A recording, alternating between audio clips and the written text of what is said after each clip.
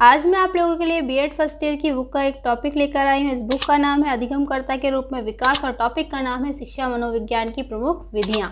कि शिक्षा मनोविज्ञान को किस तरह से सीखा जाता है और इसकी कौन कौन सी विधियाँ हैं। आइए स्टार्ट करते हैं। किसी भी विज्ञान को अपनी समस्याओं का अध्ययन करने के लिए विधियों की आवश्यकता पड़ती है। मनोविज्ञान एक विधायक विज्ञान है और शिक्षा मनोविज्ञान इसकी शाखा है। तो देखिए, मनोविज्ञान मेन है और मनोविज्ञान जो है किसी भी क्षेत्र में हो सकता है। शिक्षा मनोविज्ञान क्या है? सिर्फ एक शाखा है।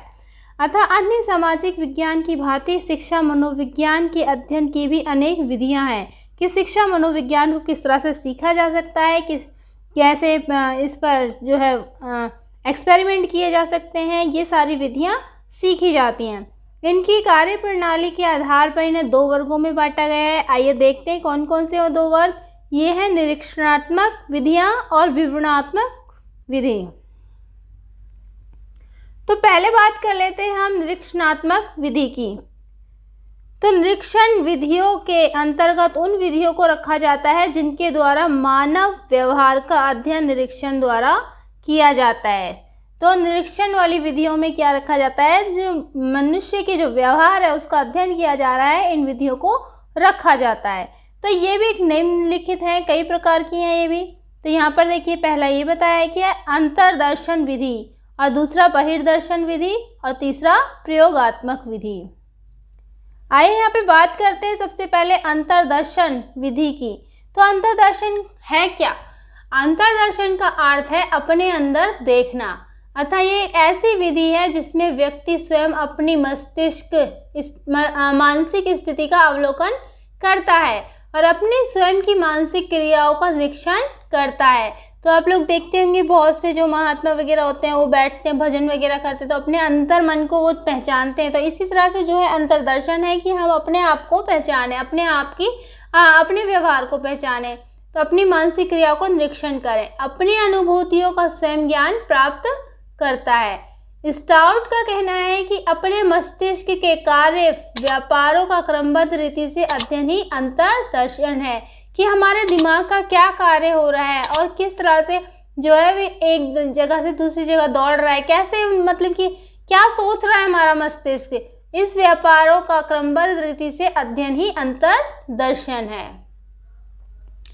तो इसकी कुछ विशेषताएं भी हैं। आइए बात करते हैं इनकी विशेषताओं की कि क्या क्या विशेषताएं इसमें। कि पहली विशेषता इसमें यह है कि इसमें व्यक्तियों को स्वयं अपनी मानसिक प्रक्रियाओं का निरीक्षण करना पड़ता है, कि स्वयं अपनी मानसिक क्रियाओं, किसी दूसरे पर निरीक्षण नहीं किया जा सकता है। जब हम अंतर्दर्शन करेंगे तो अपना अंतर्दर्शन करेंगे, ना कि किसी दूसरे का। सेकंड विशेषता यह है कि इसमें व्यक्ति को स्वयं अपने मानसिक प्रक्रियाओं के संबंध में चिंतन करना पड़ता है। तो सोच भी सिर्फ अपने बारे में, अपनी मानसिक प्रक्रियाओं के बारे में ही सोचता है व्यक्ति। थर्ड यह है कि इसमें व्यक्ति को स्वयं अपनी मानसिक प्रक्रियाओं की अनुभूति को अभिव्यक्त करना पड़ता है, कि अपनी अनुभूति को अभिव्यक्त कर रहा है, ना कि किसी और की अनुभूति को, किसी और के व्यवहारों को। अब इसकी विशेषता के साथ साथ इसके कुछ गुण भी हैं, जो कि पहला गुण ये है कि इस विधि के द्वारा व्यक्ति अपने मानसिक अनुभूति का सीधा अध्ययन करता है। ऐसा नहीं है कोई हमें बताएगा तब हमें जानकारी होगी, हम अपना सीधा अध्ययन करते हैं अपनी मानसिक अनुभूतियों का, और जिससे वह अपने को सच्चे रूप में समझ सकता है। प्रथम श्रेणी में उत्तीर्ण होने पर किसी छात्र के मन में जो प्रसन्नता होती है उसे अंतर्दर्शन के द्वारा ही समझा जा सकता है। कि अगर बच्चा खुश है तो कितना खुश है, बहुत ज़्यादा खुश है, तो वह छात्र ही जानता है कि उसके अंदर कितनी प्रसन्नता है। सेकंड गुण यह है कि इस विधि का प्रयोग करने में विशेष यंत्रों और सामग्री की विशेषता नहीं होती है, विशेष आवश्यकता नहीं होती। इसमें किसी चीज की कोई सामग्री की आवश्यकता नहीं होती, ये तो एक व्यवहार है। थर्ड गुण यह है कि इस विधि का प्रयोग सरल है, इसे किसी भी समय, किसी भी स्थान पर और किसी भी परिस्थिति में प्रयोग किया जा सकता है। तो इस बात को आपको ध्यान रखना है कि जो अंतर्दर्शन है वो अपने ऊपर ही एक्सपेरिमेंट किया गया है। फोर्थ गुण है इसका, इस विधि से किसी समस्या का तुलनात्मक अध्ययन किया जा सकता है। दो विधियों के अध्ययन से प्राप्त परिणामों की तुलना करने पर किसी विश्वसनीय निष्कर्ष पर पहुंचा जा सकता है। तो इस तरह से दो लोगों में जो है ये तुलना की जा सकती है। पांचवा गुण यह है कि अन्य विधियों से प्राप्त परिणामों की व्याख्या करने में यह विधि सहायक होती है। तो किसी अन्य विधि से प्राप्त परिणामों, कोई परिणाम निकल के आ रहे हैं तो उसकी व्याख्या करने में यह विधि सहायक है। गुणों के साथ साथ इसमें कुछ सीमाएं भी हैं, इसमें कुछ कमियां भी हैं। यहाँ पे देखते हैं क्या सीमाएं हैं। पहला यह है कि यह विधि आत्मगत और व्यक्तिगत होने के कारण वैज्ञानिक नहीं है, वैज्ञानिक तौर पर इसे नहीं समझा गया है। तो ये एक सीमा है, क्योंकि इसके द्वारा हम दूसरे व्यक्ति की अनुभूतियों को नहीं समझ सकते। कि आत्मा अनुभूति कर सकते हैं लेकिन दूसरे की अनुभूतियों को, दूसरे के व्यवहार को इससे नहीं समझा जा सकता, इसलिए इसमें कुछ ये सीमा निर्धारित की गई है, लिखा गया है। दूसरा, ये मानसिक क्रियाएं अस्थिर और परिवर्तनशील होती हैं, जिनका अध्ययन और आत्मनिरीक्षण बहुत ही कठिन होता है। ये क्रियाएं अस्थिर होती हैं, कभी कैसी होती हैं कभी कैसी, तो ये परिवर्तनशील होती हैं। थोड़ी देर में हम खुश होंगे, थोड़ी देर में दुखी हो जाएंगे, तो ये आत्मनिरीक्षण का अध्ययन है, तो ये भी काफी कठिन होता है। तीसरा, इस विधि का प्रयोग बालकों और मानसिक रोगियों पर नहीं किया जा सकता। कि इंसान अपने ऊपर कर रहा है एक्सपेरिमेंट, लेकिन जो बालक है, जिसको कोई रोगी है, कोई मानसिक रोगी है, उसके ऊपर इसका एक्सपेरिमेंट नहीं किया जा सकता है। फोर्थ, मनुष्य का व्यवहार क्षण प्रति क्षण बदलता रहता है। कि व्यवहार तो आप लोगों को पता ही है, हर किसी का व्यवहार जो है थोड़ी थोड़ी देर पर बदलता रहता है। कभी खुशी है तो कभी दुख है, कभी हंसना है, कभी रोना है, इस तरह से। इसी तरह इसलिए इस विधि के द्वारा उनके व्यवहार का अध्ययन करना कठिन हो जाता है, तो ये विधि इसमें कारगर नहीं है। इसका पांचवी सीमा यह है कि इस विधि के द्वारा मनुष्य की बहुत सी गूढ़ बातों का विश्लेषण नहीं हो पाता है। क्योंकि सामान्य मनुष्य अपनी कुछ अनुभूतियों का रहस्योद्घाटन लज्जा या संकोच के कारण नहीं कर पाता है। तो वो कोई ऐसी अनहोनी, कोई ऐसी बात उसके मन में रहती है तो दूसरों को भी नहीं बता पाता है, तो ये ऐसी अनुभूति है ये, तो इसलिए भी इसे सीमा में रखा गया है। इस विधि के द्वारा हम अपने अचेतन मन का अध्ययन नहीं कर सकते। चेतन मन का अध्ययन तो कर सकते हैं, लेकिन अचेतन मन का अध्ययन नहीं कर सकते। सातवीं सीमा ये बताई है कि इस विधि में दो व्यक्तियों द्वारा किए गए अध्ययनों के परिणामों में समानता नहीं होती। हाँ, अगर दो लोग अपने आत्मानुभूति कर रहे हैं अलग अलग जगह पर बैठ के, लेकिन उनमें जो है परिणाम देखा जाए तो दोनों का सेम नहीं होगा। इस विषय में रॉस ने कहा है कि अंतर्दर्शन आत्मनिष्ठा से प्रभावित होता है, अर्थात इसके परिणाम निरीक्षण पर निर्भर करते हैं और उनको दूसरे निरीक्षक के द्वारा प्रमाणित नहीं किया जा सकता। क्योंकि अगर व्यक्ति आत्मानुभूति करता है तो दूसरा व्यक्ति उसको नहीं समझ सकता है, ना ही उसको देख सकता है। आठवीं सीमा यह है कि इस विधि में निरीक्षक को प्रयोज्य और प्रयोगकर्ता दोनों का काम करना पड़ता है, जो तर्कसंगत नहीं है कि खुद ही उसका जो है प्रयोग कर रहा है और खुद ही उसका जो विश्लेषण कर रहा है। दूसरा यह है कि बहिर्दर्शन विधि में निरीक्षक दूसरे व्यक्तियों की बहिर मतलब कि बाहर भी समझा जा सकता है इसको। तो बहिर्दर्शन विधि में निरीक्षक दूसरे व्यक्तियों की मानसिक प्रक्रियाओं का अध्ययन करता है। तो देखिए, आत्मा अनुभूति में नहीं हो रहा था, अंतर्दर्शन में नहीं हो रहा था, लेकिन बहिर्दर्शन में लोगों की अनुभूतियाँ, मानसिक प्रक्रियाओं का अध्ययन किया जा रहा है। ये विधि निरीक्षण और परीक्षण पर निर्भर करती है। इस विधि की सहायता से निरीक्षक व्यक्ति बाह्य और आंतरिक व्यवहारों का अध्ययन, व्यवहारों का वर्णन और विश्लेषण प्रस्तुत करता है। इस विधि के 3 अंग हैं, तो ये याद रखना है। बहिर्दर्शन विधि के जो है 3 अंग बताए गए हैं। ये कौन कौन से अंग बताए गए हैं? पहला, व्यक्ति के व्यवहार का निरीक्षण, व्यक्ति के व्यवहार का अनुभव और अनुभव के आधार पर व्यवहार की व्याख्या। तो इसके कुछ प्रकार भी हैं, देख लेते हैं यहाँ पर किस तरह से क्या प्रकार दिए गए हैं। इस विधि के 4 प्रकार बताए हैं। एक पहला तो है औपचारिक बहिर्दर्शन। औपचारिक बहिर्दर्शन में क्या होता है कि नियंत्रित परिस्थितियों में व्यवहार का निरीक्षण किया जाता है। दूसरा है अनौपचारिक बहिर्दर्शन। अनौपचारिक बहिर्दर्शन में बिना किसी पूर्व निर्धारित कार्यक्रम के व्यवहार का निरीक्षण किया जाता है। और तीसरा है कि आकस्मिक बहिर्दर्शन। आकस्मिक बहिर्दर्शन में आकस्मिक रूप से व्यवहार का निरीक्षण किया जाता है। तो यहाँ पे औपचारिक, अनौपचारिक और आकस्मिक बहिर्दर्शन है। और चौथा पॉइंट आपका ये दिया हुआ है कि क्रमिक बहिर्दर्शन। क्रमिक बहिर्दर्शन में निर्धारित कार्यक्रम के अनुसार जो है नियम पूर्वक व्यवहार का निरीक्षण किया जाता है। तो क्रमिक बहिर्दर्शन में नियम पूर्वक बताया गया है। अब देख लेते हैं बहिर्दर्शन के गुण। देखिए यहाँ पे क्या बताया है। पहला गुण यह है कि ये विधि वस्तुनिष्ठ है। इसके द्वारा व्यक्ति की क्रियाओं व्यवहारों का निष्पक्ष अध्ययन किया जा सकता है। किसी का पक्ष न लेकर निष्पक्ष अध्ययन किया जा सकता है कि हर एक बात की सच्चाई को जाना जा सकता है। दूसरा गुण यह है कि इस विधि के द्वारा बहुत से बालकों का अध्ययन एक साथ किया जा सकता है। इस प्रकार इस विधि में कम से कम अधिक से अधिक बालकों का निरीक्षण हो सकता है। कम समय में अधिक से अधिक बालकों का निरीक्षण इस विधि से हो सकता है। और तीसरा पॉइंट यहाँ पे है कि इस विधि के द्वारा किए गए निरीक्षणों को दोहराया जा सकता है। अगर भविष्य में ज़रूरत पड़ी तो उसका दोबारा से रिपीट भी कर सकते हैं, और जिससे अधिक और सही विश्वसनीय परिणाम प्राप्त किए जा सकते हैं। तो ये बहिर्दर्शन के गुण बताए गए हैं। और चौथा गुण ये है कि बाल मनोविज्ञान की सही जानकारी इस विधि द्वारा प्राप्त की जा सकती है, और यह जानकारी बालकों को उचित शिक्षा देने में बहुत सहायता करती है। अब देख लेते हैं कि बहिर्दर्शन की सीमाएं क्या क्या हैं। इस विधि की सीमाएं निम्नलिखित हैं। पहला ये है कि ये विधि व्यक्ति के व्यवहार का अध्ययन करती है, मानसिक अनुभूतियों का अध्ययन नहीं करती है। तो व्यवहार कैसा है इसका अध्ययन किया जा रहा है, लेकिन मानसिक अनुभूतियाँ, दिमाग में क्या है, ये चीज़ें नहीं अध्ययन कर सकती हैं। व्यवहार को देखकर हमेशा अनुभूतियों का सही ज्ञान नहीं मिल पाता, जिसके निरीक्षण से कभी कभी बिल्कुल गलत अर्थ लगा लिया जाता है। और दूसरा सीमा ये बताई गई है दूसरी कि कभी कभी व्यक्ति ऐसा नाटकीय व्यवहार करता है जिससे उसके वास्तविक व्यवहार का सही अध्ययन नहीं हो पाता है, और निरीक्षक उसके व्यवहार की गलत व्याख्या कर सकता है। देखते हैं ना, दूसरों के सामने दिखावा करना इस तरह से जो है गलत निरीक्षण ही निकलेगा। फिर तीसरा ये, इस विधि की सहायता से एक समय में केवल एक तथ्य का ही विश्लेषण किया जा सकता है, कि एक ही बात का निरीक्षण किया जा सकता है। चौथी सीमा यह है कि इस विधि में निरीक्षक प्राय अपनी पूर्व धारणाओं एवं पूर्वाग्रहों से प्रभावित हो जाता है।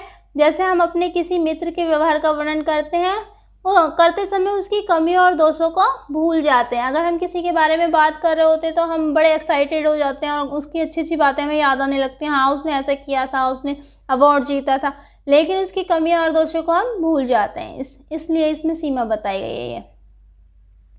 इसमें कुछ सावधानियां भी बताई हैं कि इस विधि का प्रयोग करते समय निम्नलिखित सावधानियां भी रखनी चाहिए। पहली सावधानी यह है कि निरीक्षक अनुभवी, जागरूक और व्यापक दृष्टिकोण वाले होने चाहिए।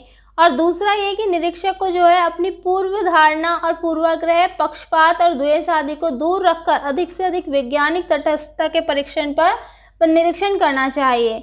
और तीसरा पॉइंट ये है कि निरीक्षण का जो क्षेत्र है वो निश्चित होना चाहिए। अब चौथी सावधानी ये बताइए कि निरीक्षक को केवल अपनी स्मृति पर ही निर्भर नहीं रहना चाहिए, वरना निरीक्षण की गई बातों को लिखते रहना चाहिए। कि पता चला कि मुझे याद है या बाद में पता चलता है कि भूल गया, हमें याद ही नहीं है, तो इन बातों को लिखते रहना चाहिए। पांचवा ये है कि इस विधि का सही और लाभदायक प्रयोग करने के लिए निरीक्षण और अभ्यास की आवश्यकता होती है। बार बार ये एक्सपेरिमेंट होते रहने चाहिए। अब बात करते हैं हम प्रयोगात्मक विधि की। तीसरी विधि, मानसिक प्रक्रियाओं के अध्ययन के लिए प्रयोगात्मक विधि सबसे अधिक उपयोगी और महत्वपूर्ण मानी गई है। तो किसके लिए? मानसिक प्रक्रियाओं के लिए प्रयोगात्मक विधि का अध्ययन बताया है। तो इसलिए शिक्षा में इसका बहुत प्रयोग किया जाता है। इसमें परीक्षणों द्वारा निरीक्षण किया जाता है, निष्कर्ष निकाला जाता है कि क्रो एवं क्रो ने इस विधि के उद्देश्य को स्पष्ट करते हुए कहा है। ये जो है क्रो एंड क्रोजी ने कहा है। अब देखते हैं क्या कहते हैं वो। मनोवैज्ञानिक प्रयोग का जो उद्देश्य है किसी निश्चित परिस्थिति या दशा में बालकों के व्यवहार से संबंधित किसी विचार या विश्वास का परीक्षण करना है। तो यहाँ पे देखिए क्रो एंड क्रो ने क्या कहा कि इस विधि के उद्देश्य को स्पष्ट करते हुए कहा है उन्होंने, मनोवैज्ञानिक प्रयोग का उद्देश्य जो है किसी निश्चित परिस्थिति या दशा में बालकों के व्यवहार से संबंधित किसी विचार या फिर विश्वास का परीक्षण करना है। अब प्रयोगात्मक विधि में नियंत्रित वातावरण में व्यक्ति का मानसिक क्रियाओं जैसे संवेदना हो गई, प्रत्यक्षीकरण हो गई, स्मृति हो गई, विचार हो गए, अवधान, कल्पना, संवेग आदि का अध्ययन किया जाता है। इस विधि से परीक्षण के लिए कोई तथ्य या समस्या ले ली जाती है। उन तथ्यों या सामग्री को जो परीक्षण में बाधा डालती हो प्रयोगशाला से बाहर रखा जाता है और वातावरण को पूर्णतः नियंत्रित कर लिया जाता है। इस प्रकार इस विधि में नियंत्रित वातावरण में शैक्षणिक प्रयोग किए जाते हैं। इसमें गुण और परिणाम दोनों की परीक्षा की जाती है। तो यहाँ पे ये याद रखना है कि गुण और परिणाम दोनों की परीक्षा की जाती है और इसमें जो है मानसिक प्रक्रियाओं का अध्ययन किया जाता है। अब बात करते हैं इसके गुणों की। इस विधि के गुण निम्नलिखित हैं। पहला गुण यह है कि इस विधि के द्वारा व्यवहार और अनुभूति का अलग अलग नहीं वरन दोनों का अध्ययन एक साथ ही अध्ययन किया जाना संभव है। तो इस विधि के द्वारा जो है व्यवहार और अनुभूति इन दोनों का जो है एक साथ ही अध्ययन किया जा सकता है। दूसरा ये इस विधि के द्वारा व्यक्ति की क्रियाओं का अध्ययन नियंत्रित परिस्थितियों में किया जाता है जिससे इससे प्राप्त परिणाम अधिक सही और विश्वसनीय होते हैं कि सही अर्थ लगाया जा सकता है। चौथा गुण यह है कि यह विधि इतनी वस्तुनिष्ठ है कि किसी भी समस्या पर किए गए परीक्षण को प्राय दोहराया जा सकता है कि दोबारा से भी उसको परीक्षण को किया जा सकता है। अब इसका चौथा गुण यह है कि इस विधि में परीक्षक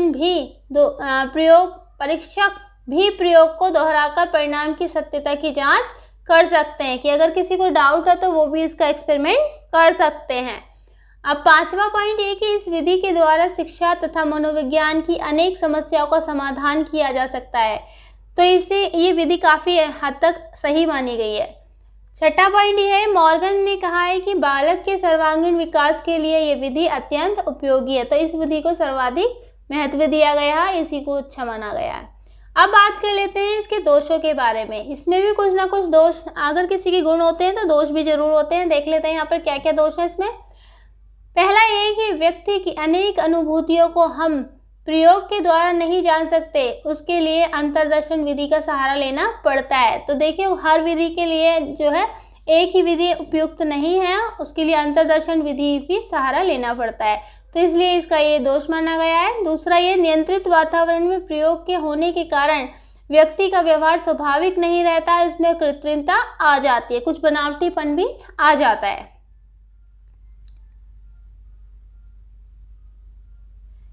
इसका तीसरा पॉइंट ये, इस विधि में वातावरण के सभी तत्वों पर अधिकार प्राप्त करना बड़ा कठिन होता है कि सभी तरह के तत्वों को नहीं समझा जा सकता है। तो चौथा यह है कि इस विधि में व्यक्ति की मानसिक स्थिति का ज्ञान प्राप्त करना कठिन होता है। तो यहाँ पे जो है अनुभूति तो देख सकते हैं लेकिन मानसिक स्थिति को नहीं समझा जा रहा है। तो यहाँ पे पांचवा पॉइंट ये कि इस विधि में कभी कभी व्यक्ति का सहयोग परीक्षक को नहीं मिल पाता, जिससे परीक्षण करने में कठिनाई होती है। अगर कोई साथ ना दे तो ये परीक्षण करना काफ़ी मुश्किल हो जाता है। अब बात कर लेते हैं हम विवरणात्मक विधियाँ। तो विवरणात्मक विधियाँ कौन कौन सी है इसमें? इसके अंतर्गत उन विधियों को रखा जाता है जिनसे मानव व्यवहार का अध्ययन उनके व्यवहार के विवरण के आधार पर किया जाता है। इसकी 10 प्रमुख विधियाँ हैं। तो यह विवरणात्मक विधियों में 10 विधियाँ बताई गई हैं, ये आपको याद कर लेनी है। पहला ये विकासात्मक तथा जननिक विधि, और दूसरा व्यक्ति इतिहास विधि,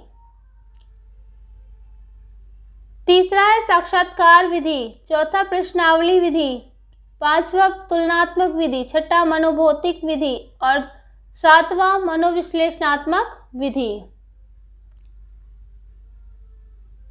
आठवां है परीक्षण विधि, नौवां है कि निदानात्मक विधि और 10th है 10वां है सांख्यिकी विधि। तो यहाँ पर देख लेते हैं इन विधियों के बारे में अच्छे तरीके से। पहला है विकासात्मक तथा जननिक विधि। इस विधि में वंश परंपरा और वातावरण के आधार पर व्यक्ति के जीवन से संबंधित घटनाओं को जानने का प्रयत्न किया जाता है और इसके द्वारा बालक के जो है विकास विभिन्न अवस्थाओं में उनकी विभिन्न मानसिक प्रक्रियाओं का अध्ययन किया जाता है। तो विकासात्मक तथा जननिक विधि क्या है? एक वंश परंपरा से जुड़ी हुई विधि है और ये वातावरण के आधार पर भी आंकी जा सकती है। इसमें किसी मानसिक गुण और विलक्षणता अथवा इसके किसी स्वभाव के विकास की व्याख्या शैशवावस्था से वृद्धावस्था तक की जाती है।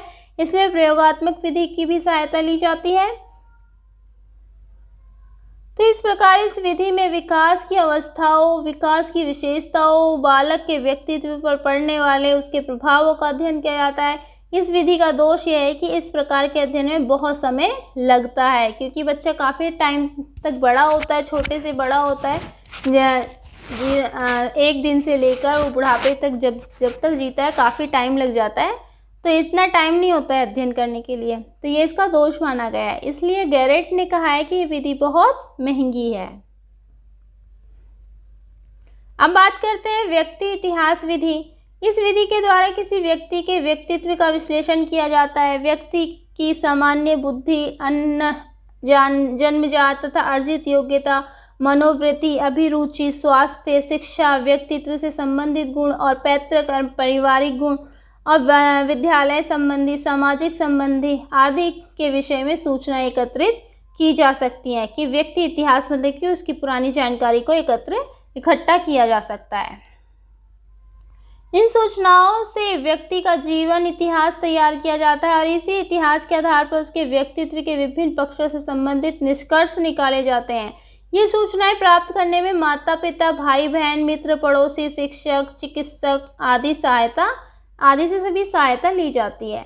तो हर किसी से जानकारी निकाली जाती है इतिहास जानने के लिए। यद्यपि इस विधि का प्रयोग सामान्य और असामान्य दोनों प्रकार के व्यक्तियों के लिए किया जाता है, परंतु यह विधि असामान्य व्यक्तियों के लिए अधिक उपयोगी मानी जाती है। इस विधि में ऐसे व्यक्तियों की कठिनाइयों एवं समस्याओं का पता लगाया जाता है जिससे उनका निदान प्रस्तुत किया जाता है। आप लोग जानते होंगे कि अगर कोई बीमार पड़ जाए घर में, हॉस्पिटल में अगर इलाज कराना हो तो उसकी पूरी हिस्ट्री जानते हैं डॉक्टर कि इनको कब से बीमारी है, इनके पूर्वजों को किसी को ऐसी प्रॉब्लम तो नहीं थी। इस तरह से क्या है, इतिहास जाना जाता है। इसके कुछ गुण हैं। पहला गुण यह है कि इस विधि से विषय के व्यवहार, विषयों के कारणों की विस्तृत सही जानकारी प्राप्त की जा सकती है और निदानात्मक अध्ययन की सर्वोत्तम विधि है। तो इससे समस्या का जो है हल निकाला जा सकता है। दूसरा ये है कि चूंकि इस विधि में विषय में उससे संबंधित सभी व्यक्तियों से जानकारी प्राप्त की जाती है, इसलिए ये विधि वैध एवं विश्वसनीय मानी जाती है। तीसरी है कि इस विधि की सहायता से असामान्य बालकों के व्यवहार के कारकों का पता चलता है और उसे दूर किया जाता है और उनके व्यवहार को सही दिशा दी जाती है। इस दृष्टि से निदानात्मकता के साथ साथ उपचारात्मक विधि भी है। तो अगर निदान निकाला जा रहा है तो ये एक उपचार की तरह ही काम करती है। इसमें कुछ सीमाएं भी हैं, देखते हैं इसकी क्या है सीमाएं। इस विधि से खोजे गए परिणाम व्यक्तिनिष्ठ होते हैं, वस्तुनिष्ठ नहीं व्यक्तिनिष्ठ होते हैं। उन्हें नियमों अथवा सिद्धांतों के रूप में नहीं माना जा सकता, क्योंकि व्यक्तिनिष्ठ वस्तुनिष्ठ होते तो सिद्धांतों को समझा भी जाता है, नियमों को समझा भी, लेकिन इसमें नहीं समझा जा सकता है। दूसरा यह है कि ये एक लंबी विधि है, इसमें बहुत समय लगता है। तीसरा यह है कि ये व्यक्ति व्यवहार के अध्ययन की विधि है, लेकिन यहाँ पे व्यष्टि लिखा है, व्यष्टि व्यवहार के अध्ययन की विधि है। इसके द्वारा समूह के व्यवहार का अध्ययन नहीं किया जा सकता। चौथा यह है कि यह विधि अध्ययनकर्ता की कार्यकुशलता और विषय से संबंधित व्यक्तियों के द्वारा की जाती है, जाने की जानकारी पर निर्भर करती है। प्राय व्यक्ति वह सब जानकारी नहीं देते जो विषय में आवश्यक होती है। माता पिता जो कुछ तथ्य जानबूझकर छुपा लेते हैं, ऐसी स्थिति में कुछ भी निर्णय निकालना कठिन होता है। तो ऐसा होता है ना, माता पिता झिझक करते हैं कि हमारे बच्चे की जानकारी बाहर ना निकल जाए, तो इस तरह से वो कुछ जानकारियाँ छुपा लेते हैं। इससे भी सही अंदाज़ा नहीं लगाया जाता है। तो अब बात करते हैं तुलनात्मक विधि की। इस विधि में किसी व्यक्ति के व्यवहार का समस्यात्मक अध्ययन किसी दूसरे व्यक्ति के व्यवहार से तुलना करके किया जाता है। कि अगर कोई एक सामान्य बच्चा ले लो, एक असामान्य बच्चा, तो उनके जो व्यवहार हो बहुत ही अलग होगा। तो इस तरह से तुलना भी की जाती है। इस तुलना में समानता और अंतर दोनों पर अध्ययन किया जाता है। यह देखा जाता है कि व्यक्ति का व्यवहार उसके सामान्य व्यवहार से कितना निकट या दूर है। इस विधि में मनुष्य के व्यवहार की तुलना पशु के व्यवहार से भी की जाती है। कि वो बच्चा समझ भी पा रहा है या नहीं समझ पा रहा। अब पावलोव ने संबंध सहज क्रिया तथा थॉर्नडाइक ने प्रयत्न और भूल के सिद्धांत के निर्माण में पहले पशुओं पर ही प्रयोग किए। वहाँ सफलता मिलने पर यह प्रयोग, ये नाम आपको याद रखने हैं, ये जो नाम है ये आपको याद रखने हैं, पावलोव का नियम और एक थॉर्नडाइक का प्रयत्न और भूल का नियम।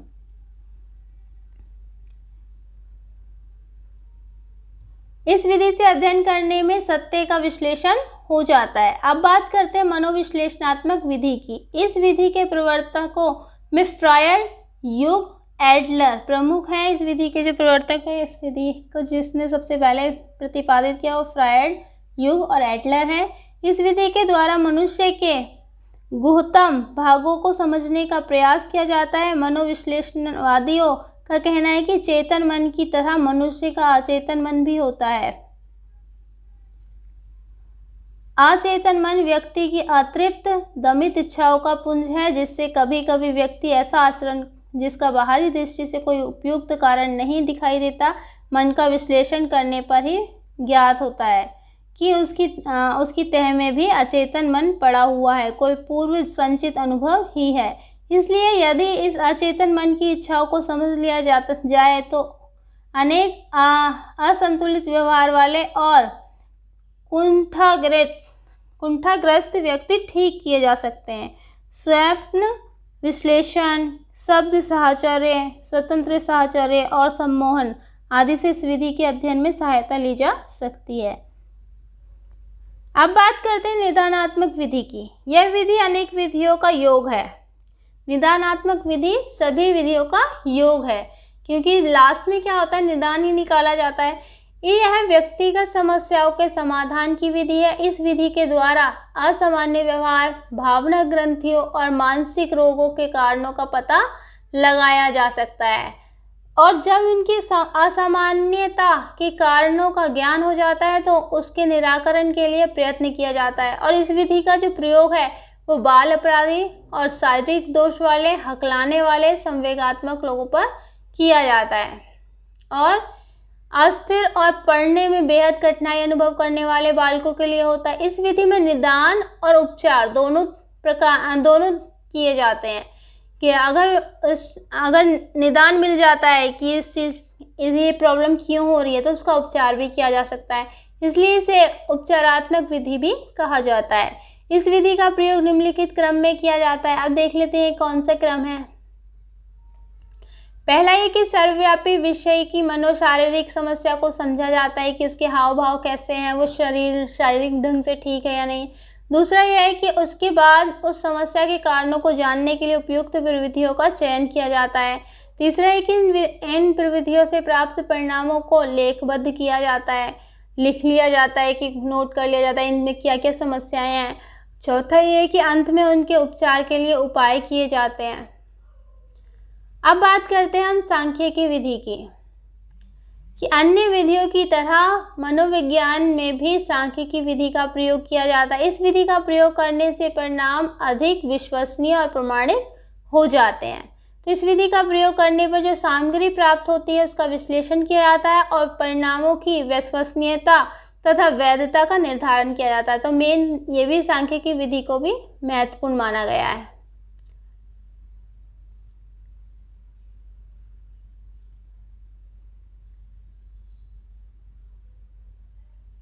आई होप आप लोगों को अच्छे से समझ में आ गया होगा। अगर आपको मेरी वीडियो अच्छी लगती हो तो लाइक शेयर सब्सक्राइब जरूर करें। ओके बाय फ्रेंड्स, मिलते हैं आपको नेक्स्ट